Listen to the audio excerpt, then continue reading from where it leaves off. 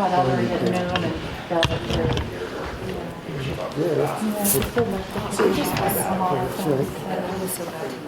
Which one is the one?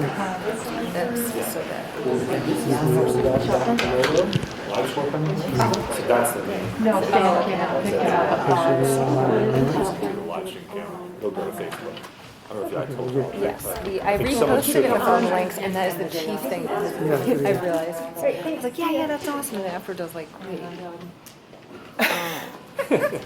Well, I mean, I think, I'm hoping like No, it'll be great that way. Yeah, no, I know that might not people. come down. No, I know people from IHH have gotten messages that people from around that want to be post.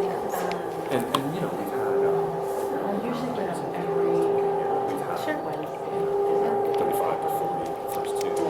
But live stream, I think that's just like a certain. Is there somebody who watches that for questions? Like, that's what I wondered. I didn't bring my computer, but I don't think you can, but they can get money on that. I just wondered.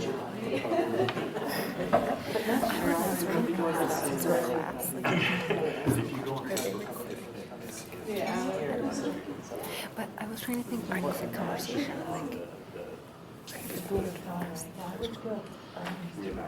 Ellie picked out a really dinky movie to watch that was, you know, that she likes to watch on Disney that Zelda likes, so she picked it before Zelda was there. And it was sort of, What is the Facebook what is it? You know, it's just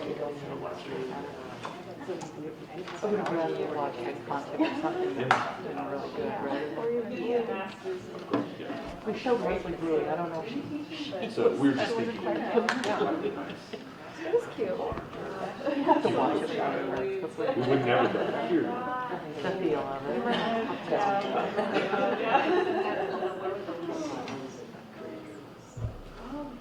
I think it's pretty funny. I'm pretty happy.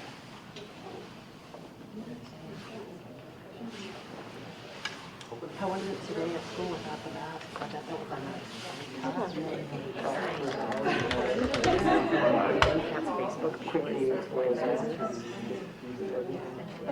Say that again? You know where on NCAT's Facebook page they're able to live stream this? Some of the students. Facebook page, I don't know. Okay. There, I'm just not seeing. It was weird. I went to elementary school. They're wanting people to be able to like make comments during it on Facebook. Okay. They should be able to, except The kids in elementary school. I got a problem here with one of my things going on. I can ask Ron, but I don't exactly know why it's not coming on Facebook. It should be, unless he's having problems with it. Let me go over and check to see if he's having problems. Well, if everybody does that. Yeah, I guess that's true. Even once I think they figure that they provide. I'll turn back on when it starts.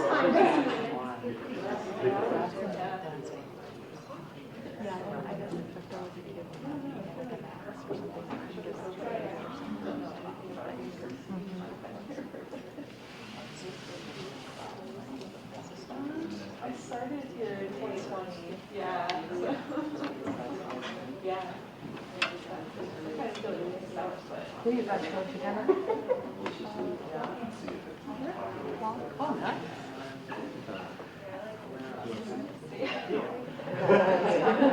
Thank you. You're good at that. We have a lot. No red meat. I just thought that And no cheese, and no gluten. No, that's for me. Oh, okay. All right. Well, in the Venn diagram. Chicken and rice. I can't eat rice. Okay, chicken. I can eat grains. Yeah. So what do you eat? Well, I just like basically in vegetables. Yes. And that's pretty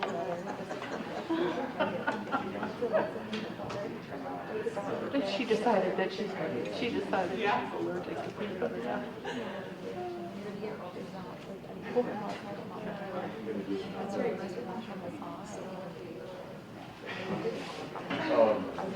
Well, you know, I always make that mistake.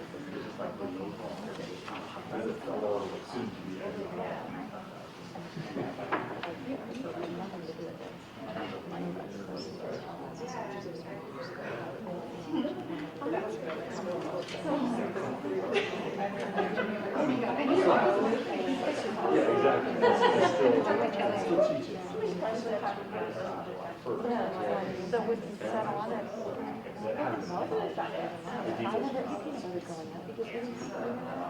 You know,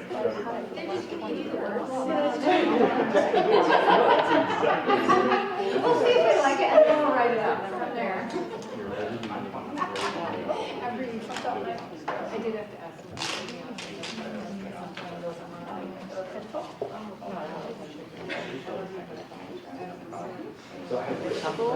I'll do something to check it.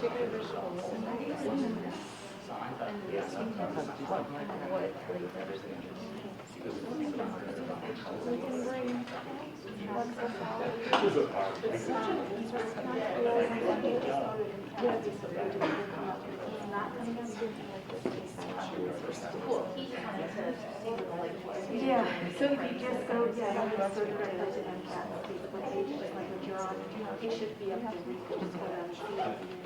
I'll just go by.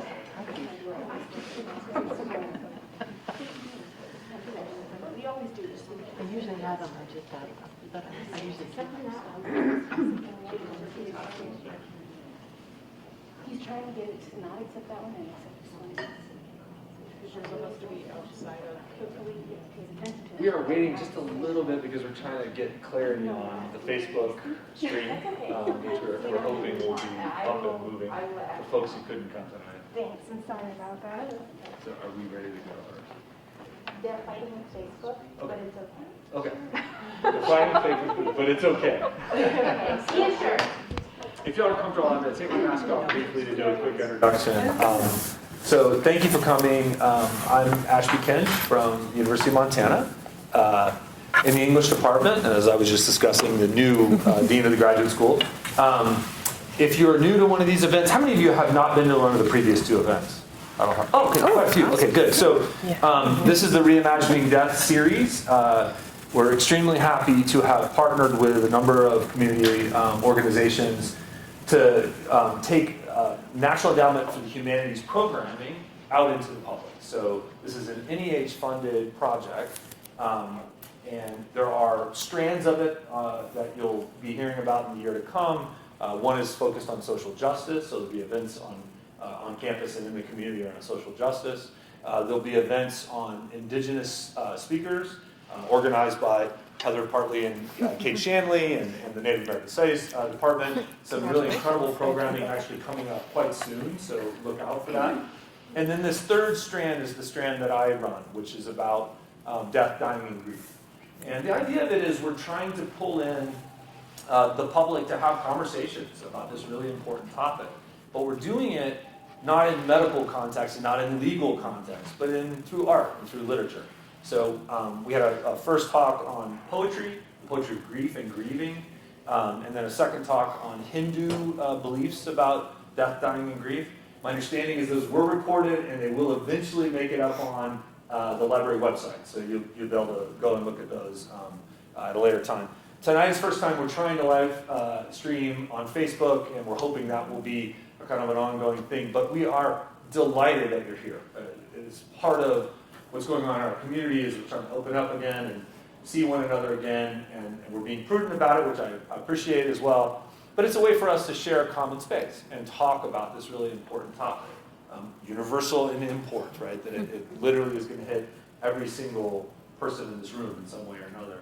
So, the spirit of the event is that we have speakers who come and talk and open up ideas for us, and then they turn it over to us as a group, and we ask questions, and we talk as a community, and we use this space as a way to kind of explore this really important topic. So thank you so much for being here. On your way out, you can grab flyers.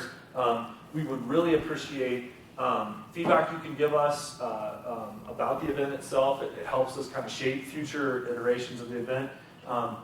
This series will be running throughout the year. We'll be doing events here in the Missoula Public Library. We'll be doing film screenings. There's a lot of really exciting things going on, and it will happen, kind of looks now all the way through about a year from now. We'll have some events next year in January, February as well. So feedback would be really helpful. If you want to have your name on a mailing list, that will directly mail you about upcoming events with reminders. There'll be a sheet circulating. Make sure you put your name down on that. And I think that's it. Any other questions? Okay, well, so obviously you came for this rock star, Heather Cahoon. Her book, Horsefly Dress, I'm holding it here, is available in bookstores locally. Fact and Fiction carries it. Shakespeare & Company carries it. If you haven't read it, you should. It's amazing. And Heather comes to us by way of the University of Montana Native American Studies program, but has a long background working in the state on policy. And so recently has had great success funding through external funding a new institute called the American Indian Governance Policy Institute, ACPI. You know, we just refer to it as the Policy Institute. The Policy Institute. And it's an amazing initiative that's basically going to make UN research available to the tribes to work out new policy agreements that are going to benefit tribes. So that's a fair shorthand. She might extrapolate on it more. So she is an incredibly multi-talented person, is the point, and as well as a really talented visual artist and a poet, which is what we're going to talk about today. Joining her is Amy Ratto Parks, my colleague of many, many years in the English department, who has recently moved into the Writing and Public Speaking Center. And also, she and I have worked quite a few years now, going back 4 years, in the Institute of Health and Humanities. She's the executive director of that organization, which, again, tries to focus on the nexus between humanistic thinking and art with health and medicine, the ways in which we can understand our health better if we engage with the humanities. So we are extremely lucky to have her guide this conversation with Heather. Please help me welcome Heather.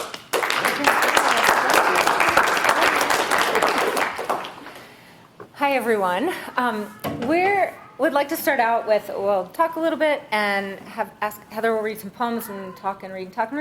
But I would really, as Ashby was saying, like to hear from you all after a certain chunk of time, and whatever your questions you have about poems or themes about themes of things that some of you are studying this semester, themes that have come up and maybe how it relates or doesn't relate to some of the things we talk about.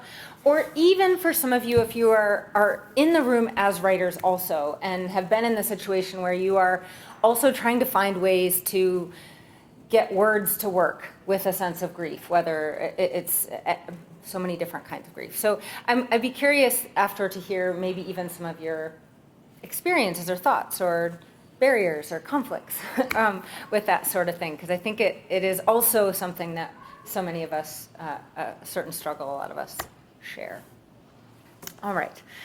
So before we start just talking about this book directly, I wondered, Heather, if you would tell us a little bit about, and we have a little bit of your professional job now, but a little bit about how you came into like writing, what that has meant in your early years, or what some of your first remembered experiences of words and memory. Yeah. So I always say, you know, I've loved poetry ever since I can ever remember.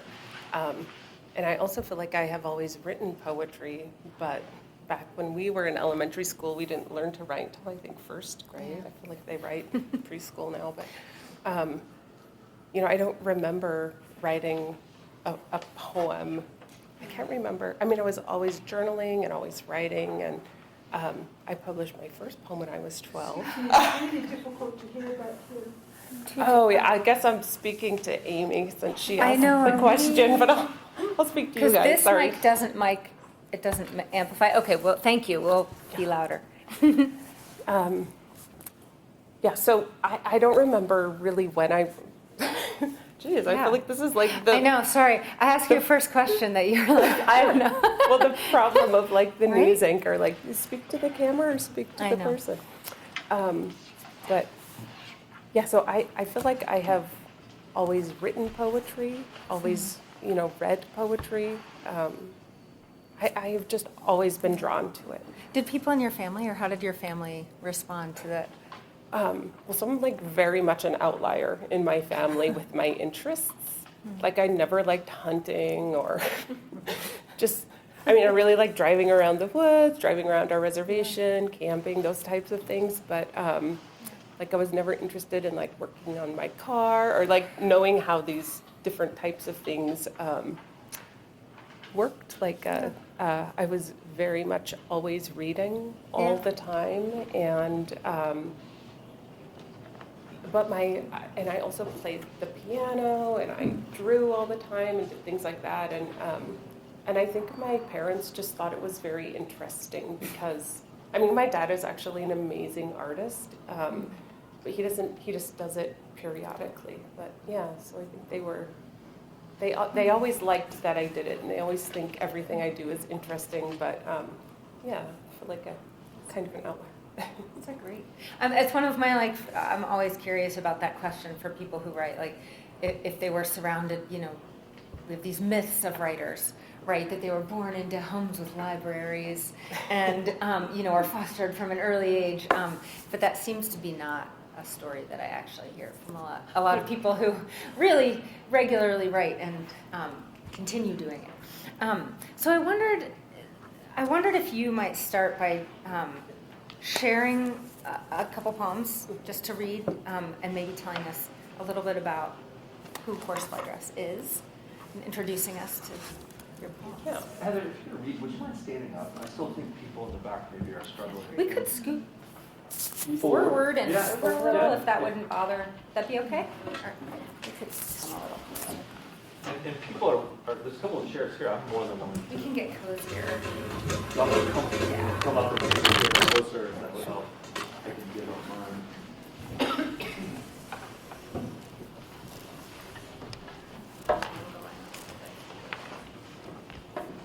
Okay. So I'm going to start with the title poem, which is called Horsefly Dress.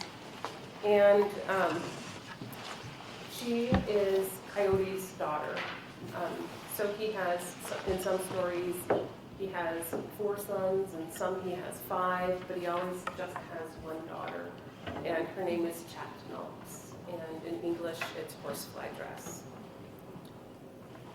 A long wing feather propels the stunted body of a black-crowned night heron through air, breaking apart the dried mouth of memory. In an outpouring of primordial story, I hear her name, Chattanooga. The hunting moon unearths Coyote's eldest and only daughter.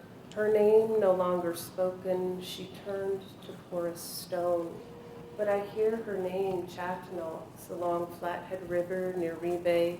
In the cutting of meat, its crackle drying above smoldering cottonwood. Chattanooga, at the edge of river in passing water, the embodiment of belief, she perforates the divide between known and unknown. Here, she reconsiders the archaeology of our suffering. Her mouth opens in the alarm cry of a brown thrasher. A warning, brace for all, that's wrapped into a name.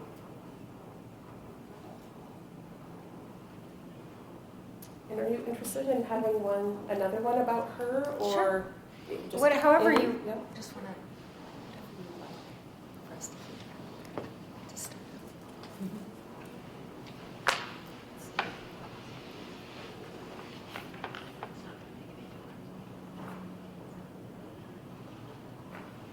I think I'll read, this one is called Coyote and the Cross. 1.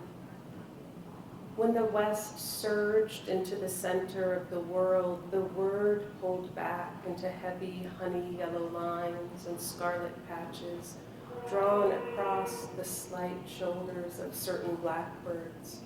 But reality rubs raw the wounds of all stories until the scoured bones of self-evidence are all that's left. Battling inside this orbed shell of space, we find stories are no different from other living forms, the ragged-haired aligned with every primal instinct to avoid demise. Consider Coyote, head bone raised to greet the night, song through black tree moss like witch's hair. He delivers a message bound in the body of unwritten texts, like birds ring-necked and refined, his cries confirm the unbelievable. 2. I count the breaths between bodies, each syllable thrust from the chest, from Salish to English and back, Francis to Clara, Antoine, Otwin, Molisupi, through Supi, Piel, back to Holics, or Shining Shirt, the medicine person who saw men in long robes, the sign of a cross, saw it all flung into being when, in slurred double whistles on the midwinter cusp of forest and field, a black-capped chickadee sang the shadow sounds of his name. But even before that, the forest stood smoldering, apparitions with arms raised toward the sky.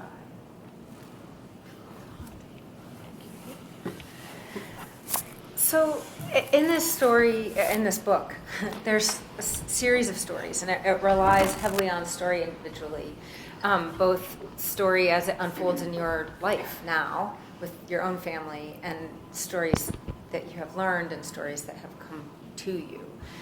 So can you, all of my questions I thought of after I was reading this, if anyone would read this, are very big questions.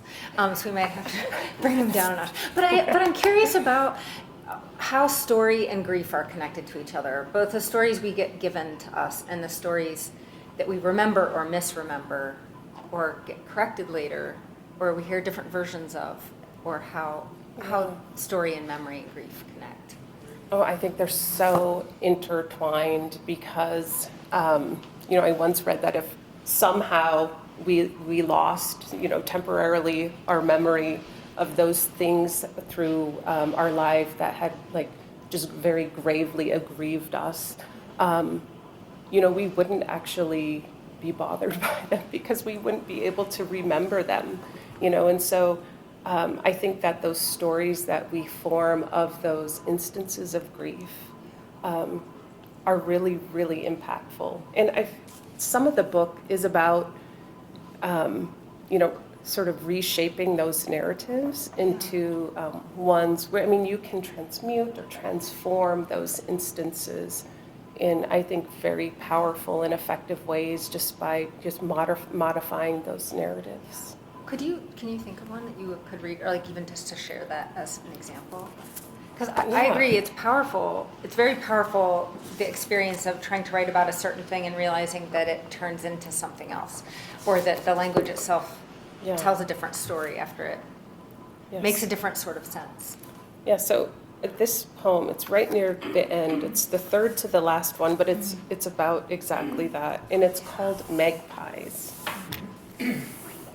A magpie flock float jumps down the hill from one tree to another, bypassing us on the short switchbacks, a game of leapfrogged, a winged cacophony of chatter, and black, blue, iridescent bodies, their tails, flight feathers fanned, white wingtips flashing.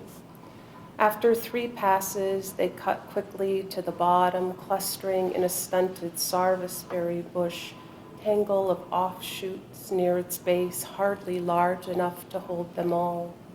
My young son dashes toward them, not to capture or frighten, but for glee, that of a child, the fun and freedom found in racing toward a treasure. Nevertheless, they disperse. An ellipsis shattered, black-bodied bird dots scatter in all directions, their absence revealing a gift tucked snugly amongst branches, its blue packaging unmistakable, unopened tobacco. We use it to make an offering, an earnest prayer of thanks. Earlier, near the hilltop, among so many trailside forget-me-nots, diminutive, bright, sky blue petals with white starred centers, goldenrod iris and storm cloud pupils, eyes nonetheless, watching, witness to the omen of the pygmy owl manifesting as the death of pernicious preoccupation and remnant terror, the slow release of bluebirds trapped inside my throat.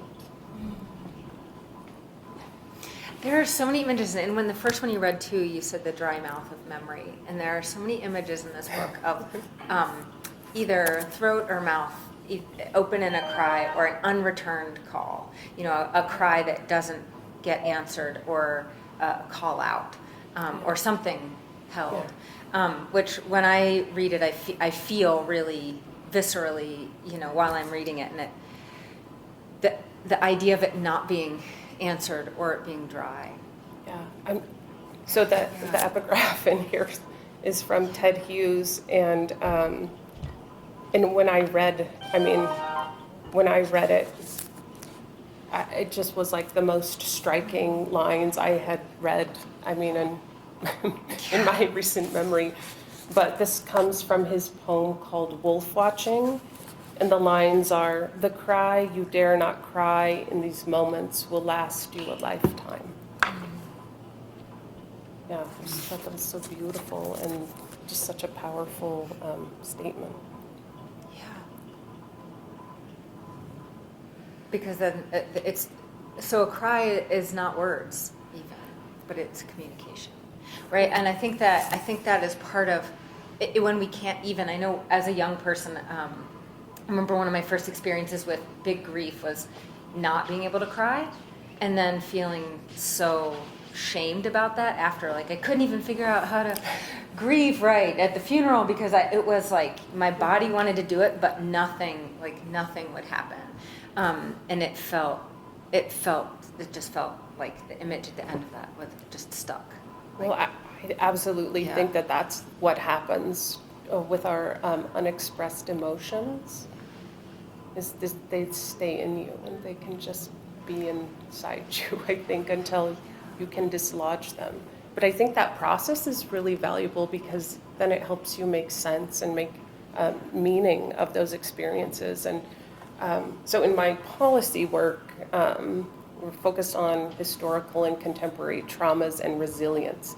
So it's really critical to also examine resilience. And so in the mid-90s, these two psychologists came up with the idea of post-traumatic growth and, related to resiliency, and what is it that somehow enables some people to sort of integrate those instances of grief or those very difficult times when other people have less ability to pass through them unscathed. I mean, and there's a lot of research out there that talks to why, but one of them is that you have people around you with whom you can, who support you basically. And there's also an idea that I really love called benevolent. So it's sort of the opposite of the adverse childhood experiences. Yes. It's the benevolent childhood experiences, which I also think, counterbalance. Yeah. Yeah, you and I have talked in the past about writing and grief and trauma. And I'm curious, I know there's a certain moment at which trying to write about those experiences I think sometimes we hope that it would be like, and now I've written about it, and I feel so much better, and it's finished. It's all finished now, and I can move on, which isn't true based on like almost any person's creative work. You watch it just like loop back to the same, some of the same things. But what is your experience like with trying to, either with these poems or other pieces of writing, of trying to access something that you can't figure out what you're trying to access, or trying to write a poem that you can't finish, or trying to write about something grief-filled or heavy in that way? Well, it is evading language. Right? What a question. So many. Put in language. Your experience is not being able to put in language. Well, I think that so much of what happens to us and even our interactions with other people has nothing to do with language. Yeah. And I think that's why art is so powerful, is because it doesn't require, you can be so impacted, so affected by a painting or by, a sunrise, or just by so many things that are, there's no verbal It's not exchange. a barrier, right? Yeah, Right. there's not a symbolic exchange, Yeah. right? Which is, writing is so heavily symbolic. Oh, yeah. Even absolutely. the process of typing is symbolic versus, Right. using a pen. Yeah. Right. But I think that's one of the reasons that art does lend itself, I feel like, more easily to articulating some of those, I guess, occasions, because you can use metaphor and, you can describe it without describing it, kind of. Yeah, the sense of the feeling. Yeah. It was a couple weeks ago, Chris and Tippett had John O'Donohue on Being, and he said, of course, beautifully, like everything he says is beautiful. And he's like, well, I think music would be what writing would be if it could. because it isn't stuck in words. And writing and rewriting. I know I've had drafts of work where I'm very happy with the draft, and then I go change one thing, but then it changes what the actual thing says, and then I can't tell which thing, what is supposed to be true, right? And I remember, so we met in graduate school approximately a million years ago, and that was a thing that I felt like I got so stuck on during that time was, what is the job of certain kinds of creative work in terms of like being true? What are we beholden to in terms of circumstantial truth or fact-based truth versus an emotional truth of a sense of seeing something beautiful or feeling something traumatic, or the sense of like a sudden grief return, right, is not is a truth you can capture that you can conjure the rest of the circumstance in order to create that sensory truth. But I haven't totally worked out how that predictably works. But I see in some of your poems looking at how dream, for example, there are pieces in this. There are a lot of dreams in this, and how they bring a different kind of story or a different kind of truth, or a different kind of emotional truth. I wondered if you would read one or two of those, or what would you like to tell us about the dream portions of this? Well, I often have dreams that are just so vivid and striking that I remember them for days, and I wonder about them, and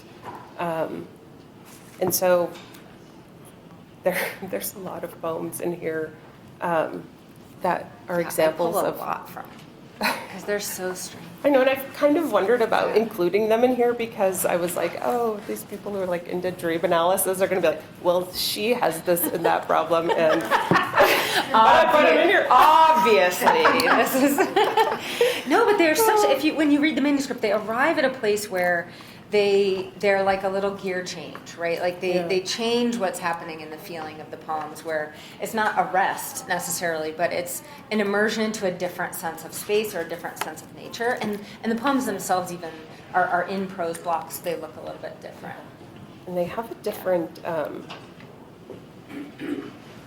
sort of the syntax is. So I guess I'll read one of my favorite ones, actually. It's about my dad. Oh, dreams about our parents. Oh, it's called A Dream of a Darling Boy. And did you want me to stand? Or could you hear me okay last It's easier for time? people in the back. to Oh, hear. okay. I'll stand. Is this boy my father? I wondered later upon waking.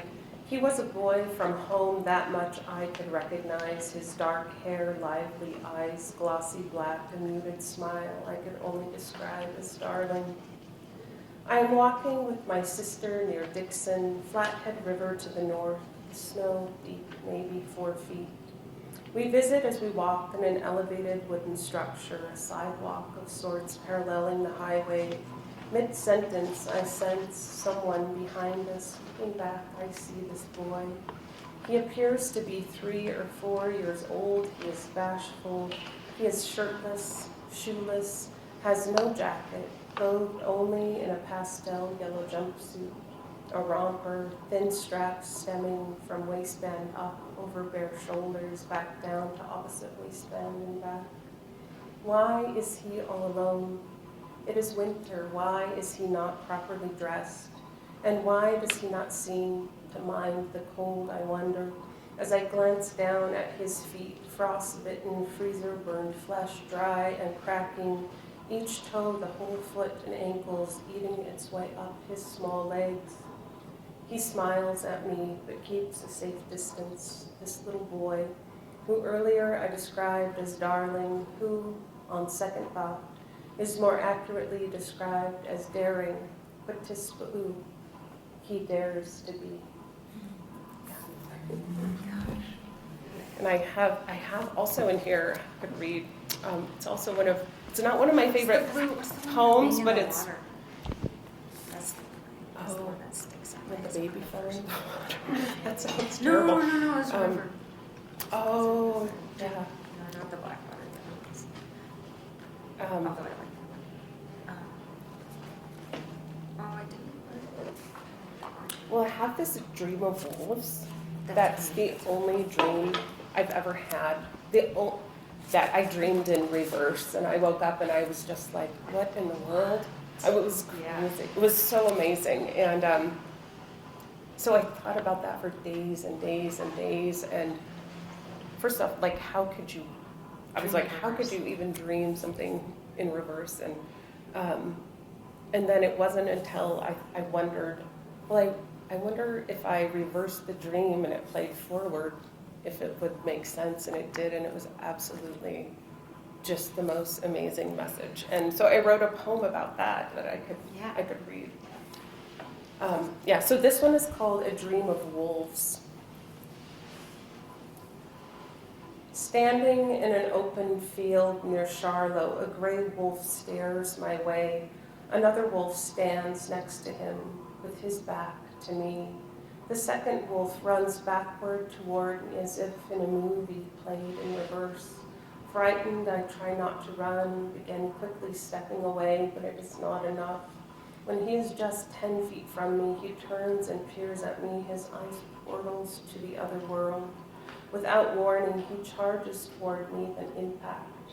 We scuffle in a terror-filled blur of movements until I awake to find myself in a blurred battle with what I see is a wolf as he exits the fight and backs quickly away. When he is 10 feet from me, he pauses, stares at me behind his piercing gaze. The other world opens. With mounting conviction, I step toward him quickly to scare him away. Frightened, he turns from me and flees to the safety of another wolf that is standing in an open field near Charlotte. And I actually passed by that spot in my dream. I was at my brother's house babysitting his kids one time, and I took a walk, and that was the perspective of where that dream happened.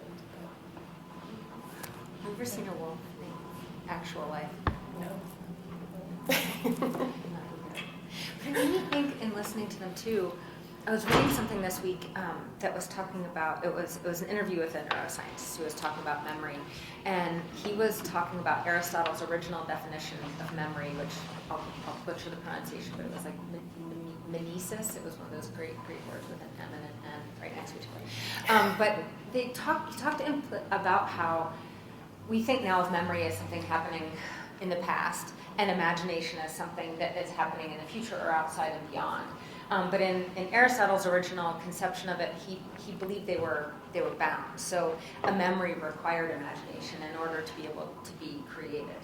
And so I got really stuck thinking about it. He talked about how when we do scans now, when we ask someone to remember something clearly, the area of imagination lights up as well as like the way our memories are working. And I think, first of all, I got really stuck thinking about that. And I write a lot of poems and have been working on memoir, and of course question everything that I want to write that's a memory from the past, because we know logically we're reconstructing it over and over and over again. Especially things that we later learn were just absolutely not true. Like our parents are like, absolutely none of that's true. None of it. And so, but it has been true in my memory for decades. And so then what does that mean of how I was conceiving of things? But then when I think about dreams, because I have a very similar wake up and then walk around in a weird, there's like a weird replaying of it going for like a couple days, and it makes reality feel very altered, right? But it is, it must be a combination, right? It seems like remembering anybody who's had a dream that is, any sort of intensity, in order to remember it, it feels like a combination of like, it always feels imaginary because it doesn't seem real, but we're remembering a thing that didn't really happen, or it did happen. It always operates in that liminal space, but I think it's the reason that I really appreciated those moments in this book is that it asks the question quietly throughout it about what happens to us physically. Does it have to happen to us physically for it to happen to us? And so what about the stories of our families, and what about the stories of our families' histories that happen to us also, and how does that come through? And so I feel like the expanse of those poems leaves that liminal space open, to think about the relationships. And you have poems, and so actually before I go on to that, the poem next to it, it reminded me, I wondered if you, in talking about liminal space and in hearing these poems aloud, feels very different than I was telling Heather my experience reading them with Salish words in here, because I don't have an oral pronunciation that I hear when I read those. Like, we read and we're sort of hearing it to ourselves, but I don't have a thing to fill in. And so reading these to myself is very different than hearing them aloud, which is always true with poems, but it's different. It's different in translation. And so I wondered if you would tell us a little bit about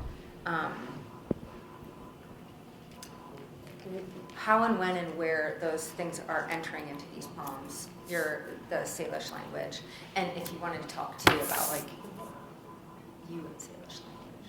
Yeah, thank you. I don't know how or why they enter into certain poems, but I'm not a fluent Salish speaker. I mean, everybody at home knows lots and lots of words, prayers, how to introduce yourself, those types of things. But I would say that the amount of Salish that's in here is basically mirrors my speaking ability. So vocab, basically. It's not any phrases, but sometimes I would, sometimes I just learned the word. Even one of my sons, he had a teacher who asked him if he knew any Salish words, and he said no. And I said, what about, and I started naming all these Salish words, and he said, those are Salish? Because he just knew them as like the meaning. Right. And so some words are like that in here. That they're just the words, but some of the words I did have to look up and find. And one of my relatives, fortunately, directs our culture committee, and he's fluent in Salish, and he always will help me. And I even had to go to DC one time, and they wanted me to read some poems with Salish in them. So I had to text him, and he texted me voice memo of so I could make sure the pronunciation is right. But so I have, have to consult different people if the word is something that this one, the Chuchet, the older sister, that's not a word that I ever had said or knew, but I didn't want to title that in English. Just it means something different than if I say older sister. I mean, like someone who's just only someone who's born before me, and not necessarily in a broader relationship. Well, this was really just about my sister who was born right before me. But sometimes there you go. But sometimes that's what I was like, but right. really? But sometimes I thought it was okay. Yeah, sometimes there's and there's also words in Salish that I write about this that they don't really translate into English. Right. Yeah. So and I feel like the conversation that happens reminds me, it is one of the things that brought forward my awareness of all the words in the book, right? I felt like I was reading them differently and looking at how they were fitting together differently, the words around those spaces, and also thinking about that liminal space between how story is constructed in different language or concept or idea. Right, like the Salish root word for water, that poem. Yes. I could read that one if you're interested. So a lot of my dreams they used to have water, and now they're like different. But where is that one? Oh, here it is on page 25. Yeah. So this was about the time I learned the Salish root word. Well, I learned the Salish word for water because it was in so many of my poems. And so at our tribal health, they have like psychiatrists, but they also have counselors who are very culturally knowledgeable. And this woman, she runs a women's sweats, and she used to do it with her auntie who passed away. But so I knew her from that, and she told me the meaning of, or she told me this story, and there's other elders who have stories about the origin of the word for water in Salish. But so this one is called the Salish root word for water. Half my life was lived in dreams of water. Nights, long hours immersed me in standing, rushing, churning, falling, frozen water. You're asking to be worthy of something, says my friend. She tells me that the Salish root word for water is sal, a verb meaning to ask for permission or information, to make a plea to be worthy. So much is said in this word, saluku. And that comes after a dream poem, right? So then, Yeah. then thinking about how that one piece of information can change thinking about even whatever dream. Just Helps create meaning. Yeah, helps create meaning. I know. I wonder. Are there poems in here too where, like, can you talk a little bit about your process of working through this book? Did this come through? Did these come in pieces and come together, or did you work with these as a project? I was working as the state tribal policy analyst and writing poems on the side, and it took 4 years to write all of these poems. But there's a lot that didn't fit in with this theme. Like, for example, at one point I thought, I'm going to write humorous poems, and those didn't really fit in here. I tried that too. It's funny. People are like, "Ooh, that's dark," and I'm like, "Wait, seriously? I was trying to be so funny." I can't pull it off. Well, the closest I got to it was just referencing Coyote's son, he named one of his sons. Well, I guess his wife also. They both must have named their children together. But so one of Coyote's sons is named excrement in the middle crook of his foot, and sometimes his name translates into English as he defecates on his leg. So that's about the only humor I had in here. But I forgot your question actually. Oh, I was asking. The about process of writing them. Yeah. So. Yeah, how does it live in the world of working on policy and grading papers and writing emails about administrative snafus?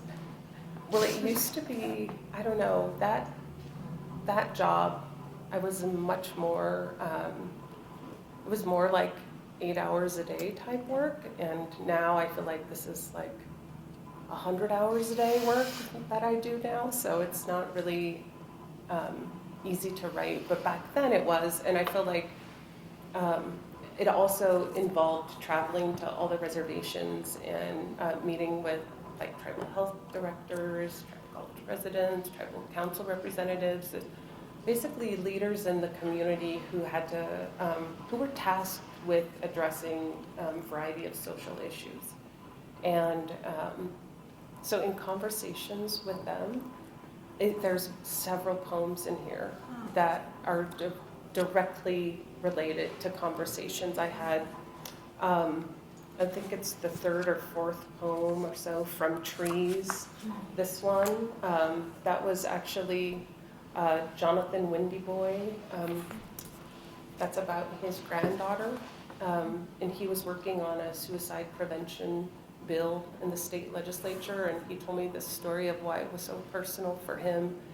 And then there's another one called Rilke. Would you read that one?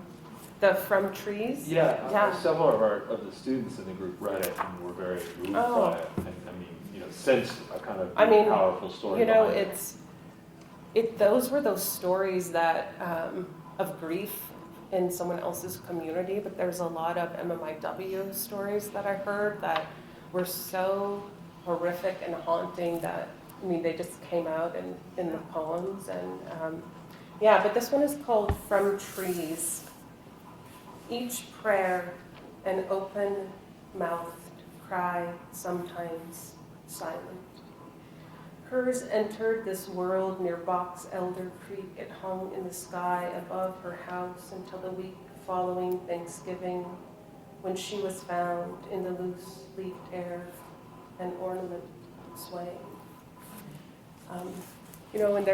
I met with, at the time, I think he was the secretary, but he later became the chairman of the Crow tribe, and he told me this story that it's the reference in the first part of the Rilke, Screech Owl and Night Moons, and there's just a lot of tragedy and sadness in those stories, and so they made it into here, which is really like, how do we deal with these things that just tear us apart inside, and how do we pass through those times? And the reason I named it Horsefly Dress was because several years ago now, I heard somebody say, oh, Coyote's daughter, and I was like, Coyote has a daughter? I didn't actually realize that. I didn't ever really pay attention to even really his wife, Pulia. He's like such the star of so many stories, and I had heard stories about like his sons and wolves and some monsters in Flathead Lake, and, just certain ones with his sons, but I didn't ever, I just had never tuned into the fact he had a daughter. And so I started looking for her. I was just like so interested, and I wanted to know more about her. And so I just started scouring all of the stories and tried to listen to stories. Often the stories that I even heard of didn't include a reference to her. And but I had never read that many stories or like engaged our oral traditions to that level. And all of a sudden I understood I was like, oh my God, these are actually like delivering very critical information about very important, very universal experiences for humans. And the metaphors were astounding, and the stories of Coyote killing the monsters, there's the freezing cold weather monster, and there's the hunger monster, and there's all of these things. And Coyote teaches humans basically how to kill these Nalaskailahu, these people-eating monsters, through basically disarming them by, like, for example, the hunger one, he says, well, these are the things you can eat. This is where you can find this animal, and this is how you can harvest it, and this is, so he teaches them, provides them with a skill set or a toolbox that disarms these people-eating monsters. And there are still people-eating monsters. Addiction, just think of all of these things that really they threaten to destroy us. And so in those stories, you see, through perseverance and especially ingenuity, all of these things that you can find a way around these things to disarm or sort of disempower those things that are threatening your happiness or your survival, your well-being, those types of things. And I mean, it was such a gift to like just randomly have a curiosity about horsefly dress and then to encounter just these incredible lessons that I thought, oh my God, these are worth sharing because these are such universal. I mean, everybody has grief and heartache and, you know, all of, I feel like as a settler colonial country, we're sort of have been almost required to abandon, you know, the tools and the stories that you had in your communities long time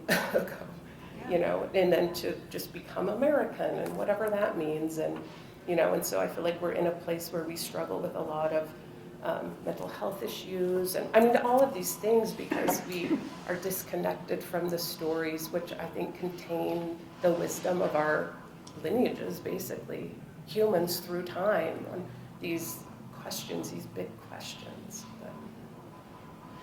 And you know, I think that when I think about what you're saying and think about, it makes me when you've talked about resilience and resilience, I also wonder about that connection to language and that connection to writing and that sense of even when it doesn't come out as a complete poem, even when it isn't, but how that sense of resilience appears in even different kinds of writing, but you know how it feels different to hold it for you to hold these poems in published form, right? Instead of being like, here's the sketchy draft of the thing, right? But both can feel like they had like something happened in the creation of the thing, even if it isn't a book yet. But I guess my question is about the collection of those lessons and the connection between those and a sense of your own connection and resilience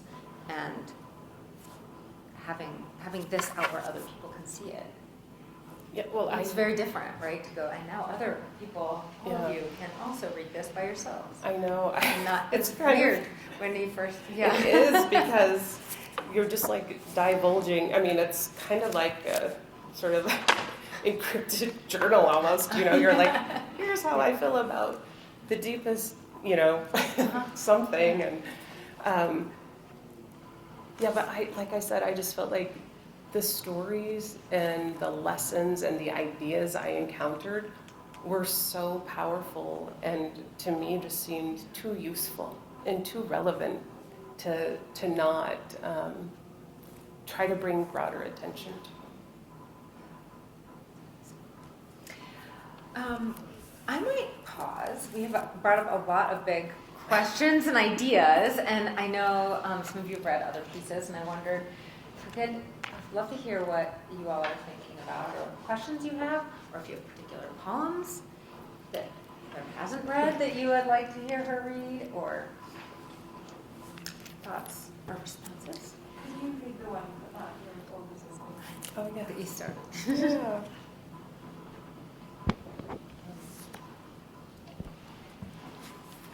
Yeah. Machinchette. She is a wood warbler hatched into madness. She emerged from milky shell, earthen brown blotches, not rorschach, not robin, but warbler. Open-mouthed swallow of hard, chipped notes, calls smothered inside her smoke, gray chamber of throat. Disappearing between branches, muted yellow-green tail feathers and body, dainty clawed toes, white lines half circle her eyes sense but can't see. At the center of night movements, misfire misreads the body, responds on its own.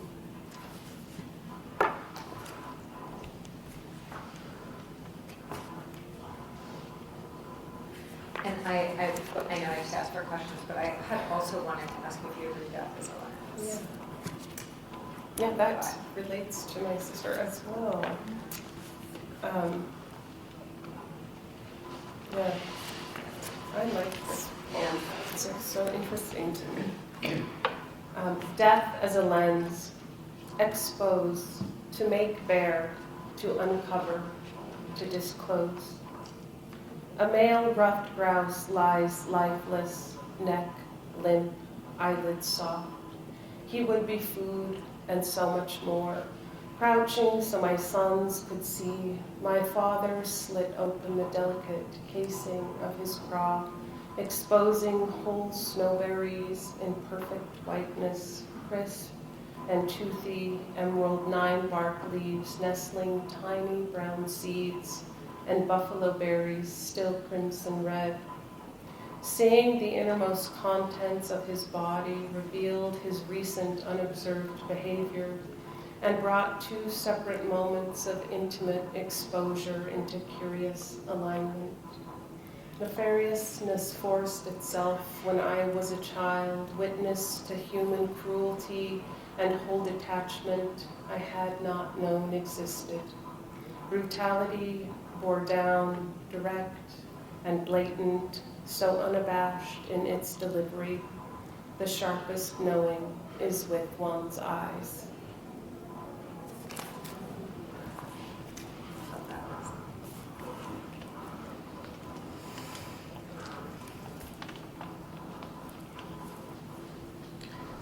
What other things have you, yeah.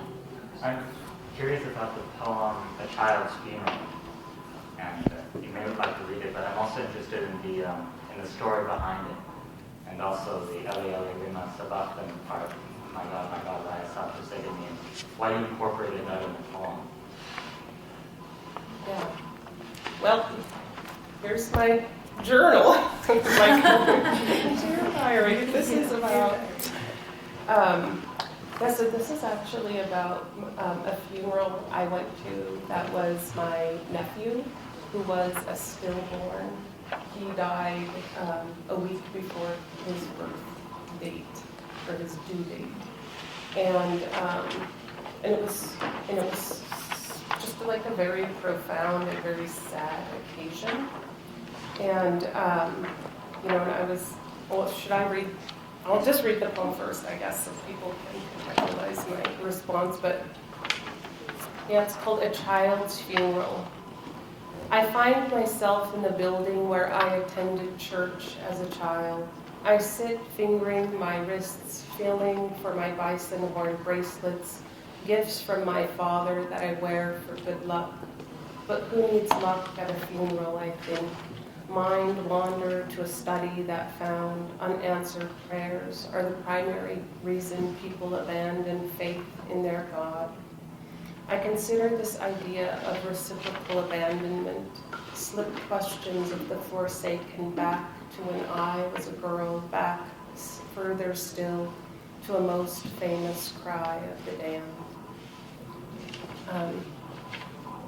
So I was just thinking about, in the Bible, and there's like so many books in the Bible that sort of like put a different twist on the story of Jesus on the cross, calling out to God the Father, why have you forsaken me? Like, why are you allowing me to be crucified? And and then there's, depending upon the author, there's those different interpretations of really what he said or why he said it, or what, like the deeper meaning behind that. But for me, those are just like that's such a profound question. And the idea of being forsaken, being abandoned, and how, like I said, I read a study, interestingly, on people's faith, and really they said that one of the reasons people lose faith in a creator or creation or God is unanswered prayers. So they've asked for something they didn't receive, and so that's the end of, they're like, well, it must not be real, instead of, maybe they're posing maybe just a slightly inaccurate question, maybe, but I don't know, who knows really. But so I was thinking about when I was a little girl, and literally my mom brought us to church with her when we were little, and I was in a situation one time where, I prayed for safety to God, like I had been trained, and nothing happened. And that was like, I think I was like 5 years old, and that was my first like massive paradigm shift about, what is God real, and why can this happen to kids, and why can, just like all of these things that my mom has trained me in. This, it was all, it was just all of those big questions. And so that poem is about that, and sort of speaks to, the things that we pray for, or even if, you don't pray, maybe you're like deeply hoping for, or you want to manifest, and what happens when it doesn't.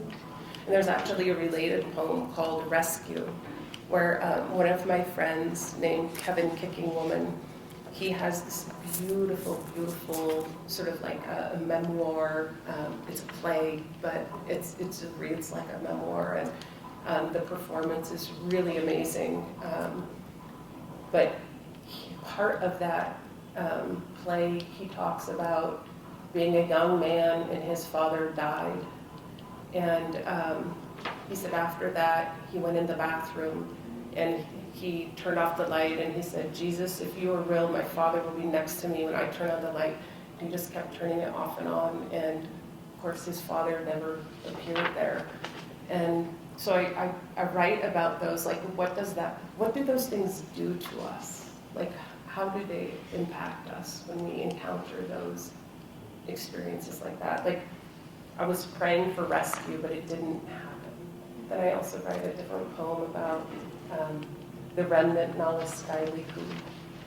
And it wasn't actually until I was writing about that poem in the metaphor of the people-eating monster that I understood the experience. That was like so foundational to me as a person from like my earliest memories.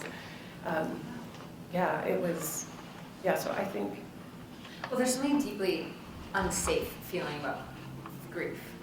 Right. It feels like exposed, right? But it feels unsafe and it feels wrong. Even though rationally we can say, like, no, this is. However, in the most peaceful sense, sometimes, or even if we're talking about the loss of someone, but there are so many different kinds of griefs also, and they make us feel unsure of the ground, right? I know one of my favorite lines ever from one of Patricia Godica's poems, and I can't even say which poem it was because I only remember the line, but she talked about the grief being like walking along in a sidewalk and just falling off, like suddenly there just is nothing there, in one step it's gone, and that sinking physical sense of falling.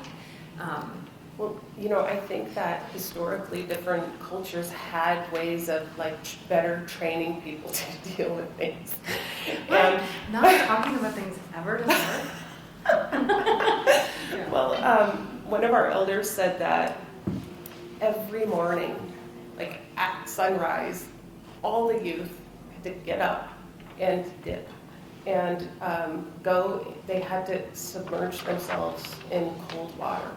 And now you see like, Wim Hof and this, cold therapy, you see all of these like benefits to those types of things. But, and just there were so many small things that as I've learned more about, processing grief and health and wellness generally, I see there was like so much wisdom in these practices and, sweating in a sweat lodge or sauna or just those types of things, prayer. Also fasting. I mean, people used to fast a lot more. All of those things I feel like sort of help train your body to be okay in the unknown or when something unexpected happens to you because it's more familiar, I guess. So you don't have that harsh reaction, I think. Yeah, there's a place that I like to go hiking couple times a week. I like to get there, and somehow years ago, in one spot, I suddenly was like, this is where I would love to have my ashes scattered, and I remember saying it out loud to whoever I was with, and they're like, wow, dark. And I was like, no, it doesn't feel dark. Like it was like I realized I love this one little area. I felt so attached to it, and then because I got so attached to it, it became a practice of befriending that sensibility of saying like, well, I am not dead right now. Good job. Which I think it is like, you know, after a certain number of like experiences where you're like unsure sometimes, as crazy as that sounds, I'm like, where am I on the spectrum of like, how alive am I right this minute? I can't tell. And so it became a thing, you know, where I was like, I am not dead. I would like pause on my run and be like, maybe sometime, but not right this minute, not so far today. Keep going, you know, on down the path. And I think there are ways too. I know there in Buddhism the 5 remembrances, and I can never remember all 5. So I'm glad that this is not a quiz. But the one I really fixate on, which is the one I remember, because they're pretty much like, you know, I am of a body, and a body is of a nature to grow ill and die. You know, I mean, these are the things you have to remember, and the one that I can never get past is the last one, of course, that says like, I will at some point be separated from everyone and everything I love. And it is like every time I see, right, even now, like I'm like, oh, that can't be true. But it is a practice of like, I guess feeling it in tiny bits, you know, of like letting it in a controlled moment, or getting it out in a piece of writing. And I know those are pieces for me where I'm like, okay, well, from that moment I can try to put something in words, but I don't know what it will offer me. You know, it isn't necessarily sad, though sometimes it's really surprisingly light and happy. After I feel like we put in a lot of energy to pushing that thing that we do deeply know away, right? Like we do deeply know some of these things, but we don't want to know them. So we spend a lot of energy pushing it away, and then when little windows open, right? And now I'm like quiz my kids when we go up there. I'm like, what is this place? Where you're at? Yeah, right? Yeah. See, fun conversations. Guess it turns out that way. But it's a beautiful place. I'm curious to hear what else you are thinking about. Thoughts or questions? Were you talking about the studies of people's brains, and then you're speaking about your dreams? I know that there have been studies where they've had people remember their dreams and then remember their memories, and it looks the same as far as the brain is concerned. A remembered dream is the same as a remembered memory. So maybe, you know, those stories that are told to you and the stories that you're telling yourself in your own head at night have the same weight as, you know, your real experiences. Feels true, right? Like internally feels. Yeah, that reminds me when you were talking about like memory and imagination and how they're kind of not separate, and like how you can have memories that didn't actually happen. That I was like, yes, because I don't know, probably till I was like 12 or 14 or something, I have this concrete memory of being at the hospital when my little sister was born. And I remember specifically like waiting in the lobby, like I wasn't in the room during the birth. I was in the lobby watching the fishes in the fish tank, and I remember it still so vividly. And when I told, at some point, you know, as a teenager, I told my parents about it, and they were like, "What? You were at the nannies. You were never at the hospital. We came to pick you up." And that just blew my mind, because I was like, "No, this happened." And I was, at the time, I was like 2.5 when she was born. So it was like, I don't know why that memory was created. Like I felt like I needed to be there or something. Right, we dig in on those though. They feel so real. In fact, I know the only fights, I have 3 sisters, and one of them we've only ever had fights about whether or not something happened when we were young. That was it. I was like, you remember you were there. She's like, why? And she's the most pacifist. She's like, I believe you. Oh, you're lying. She was like, but it's more important to you than it is to me, so you're right. And I was like, no, I want it to really be true. Yes. It was not satisfying to have her just be like, yes, true.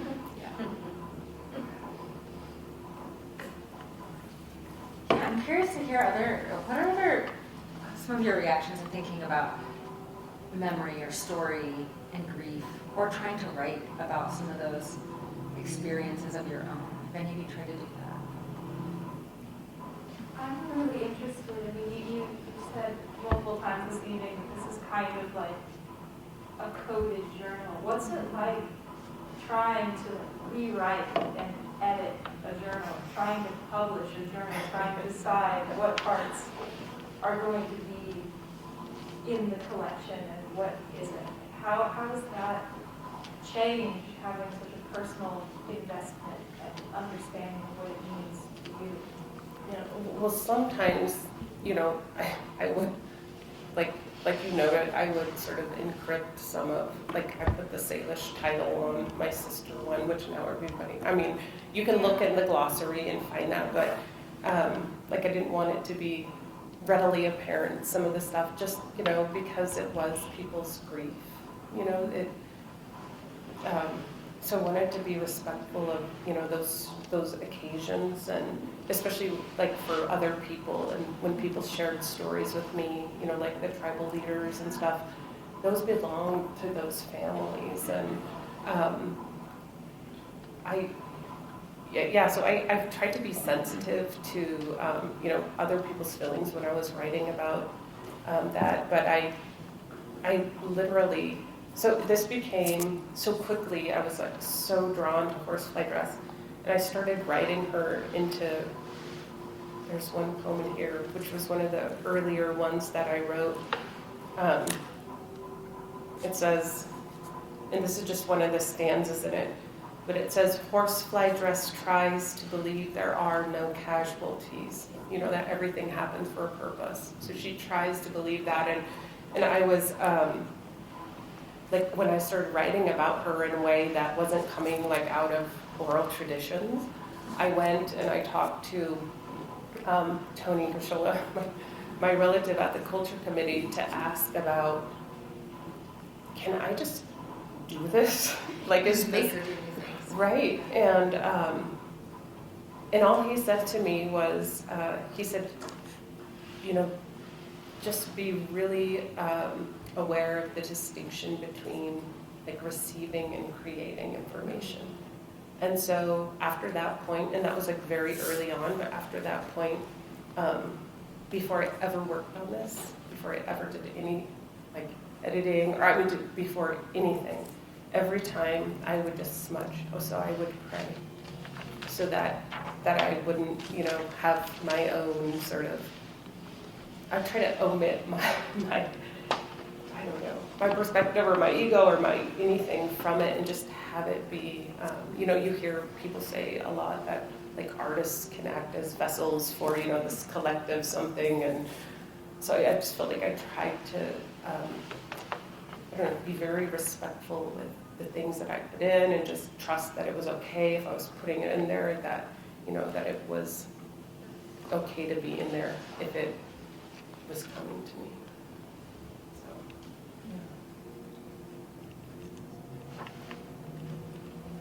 I think about and write about grief a lot in regards to like climate and the planet, and that's like maybe it's not a different kind of grief, but a specific kind of grief, and it feels sometimes like a loved one is dying and you're like holding in her hand at her bedside, and it's also partially your fault. And I wonder if that kind of grief finds its way in your writing. I think so, like those big things that feel like you can affect, like they're just kind of going. But I do have a poem called Baby Out of Cut Open Woman, which is the name of the weather being that brought about the end of the last ice age. So for me, when I think about like climate change, I do believe humans are exacerbating it, and there's a lot we should rein in, and there's, all of that stuff. But I do find comfort in that people have been through enormous challenges before, and at least some people will survive, is how I think about it, and it feels okay. And to me, I think that, those massive resets are okay, even though they're so, you don't want to think about yourself or anyone you love having to go through drought or, like just these types of things. But yeah, I feel like that it's like that story about when, I mean, it'd be easier to have, you know, the ice age end and all the water go away. Like, you know, it's like not exactly on the same scale in terms of the hardships presented, but it was massive, and there were mass extinctions of animals, and you know, those are documented in oral traditions, and so I feel like people have experienced those massive changes in their environments, and they've at least some people have, you know, survived them. Could you read that book? Yeah. I'd love to hear. Yeah, so it's called Baby Out of Cut Open Woman, so called because he was out the lineage, cut out of the stomach as an infant. Indeed, he survived the unbelievable, a lucky break to become the only living member of his immediate family. Another lucky break, he won his race against the cold birds, earning the right to make a law that they could no longer control all the weather, ending the age of ice. Next, he gathered his family's bones, their marrowed limbs, each rib, forearm, and finger. Covering them with his blanket, he jumped over 4 times, bringing them each one back to life. These are the stories that belong here, that pushed up through this soil, unfurling as arrowleaf, balsam root leaves, and boulders found in unusual places. How else does a thing enter this world, now so changed we struggle to hear the shapes of a language that no longer fits every ear? Each storied word fragment moves over hills, the highest reaches of trees without catching in memory, but the crispness of Simlaki, of Walansutan like fire, crackled the flick of sound a body remembers. But I think in my reference to these are the stories that belong here, the stories that are sort of infused into the sort of the fabric of our country are, you know, they're from the Torah, they comprise our Old Testament, and so what we have is someone else's history as our sort of touch point. But the histories that have already happened here, I think, is so important and so valuable for people to know.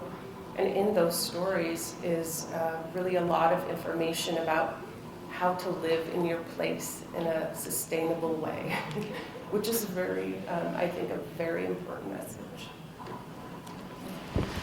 And it makes me think too, in thinking about that category of grief, is this, there's like, it almost feels like anticipatory. I had a friend, we had a debate about whether anticipatory grief could exist. Like, and I was like, but is that just fear? You know, I was like, would that be being afraid of something? Afraid of an experience? But I do think there is something that is very specific that isn't necessarily fear. It is just a really deep awareness of grief for a thing that is unfolding, right? I know my mom has Alzheimer's and still knows my sisters and I, but it's like watching the waves go in and come out. Like she's there and she's not there, right? And so it is like a grief that gets relieved and then comes back. And so and there's you always know what the end is going to be, even though we always sort of know the end. It's just like the watching the path of it. And that's what got me thinking about, like, well, I'm already sad about what I know will come. And so trying to find words for being sad about a thing. I mean, those are the moments where, like, but I'm sad about a thing that hasn't happened exactly. But it has happened if I feel sad. If I'm feeling grief about it, it is happening then, even if other people are not seeing it.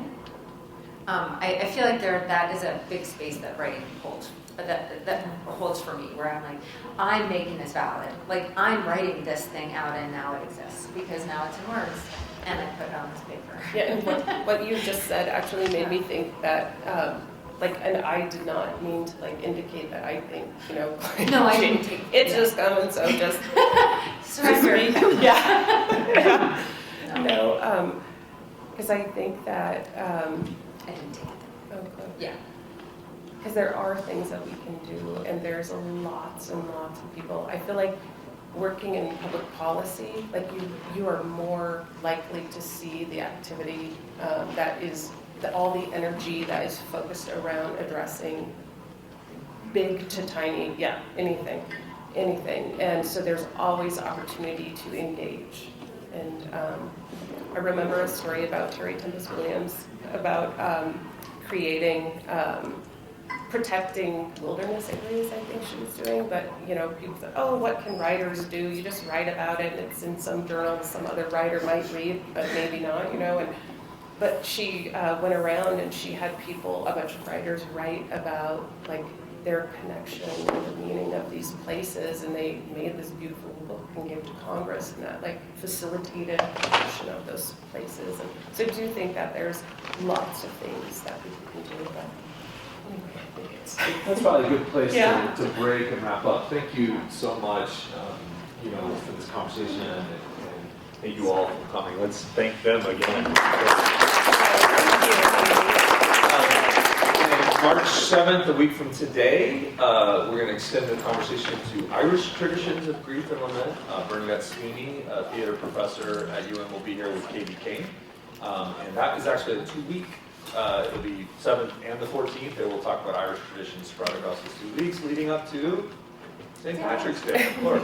So please come back for that. And if you didn't sign up, if you didn't decide she didn't come to you, we have one. If you want to put your email down, we'll put it kind of at this front table and you can give that to us.